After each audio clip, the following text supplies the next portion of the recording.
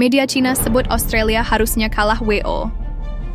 Cina tengah ramai memberitakan timnas Australia seharusnya dinyatakan kalah WO pada pertandingan kualifikasi Piala Dunia 2026 zona Asia. Sejumlah media Cina, seperti dikutip media Jepang, Koli, ramai memberitakan adanya pemain ilegal dan tidak sesuai aturan FIFA di kubu Australia. Sosok tersebut adalah Cameron Burgess.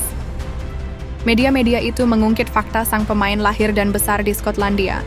Burgess memang kelahiran negara tersebut sebelum keluarganya bermigrasi ke Australia ketika sang pemain berusia 11 tahun. Tidaklah sia-sia bagi Asosiasi Sepak Bola Cina untuk secara aktif memprotes dan menyelidiki.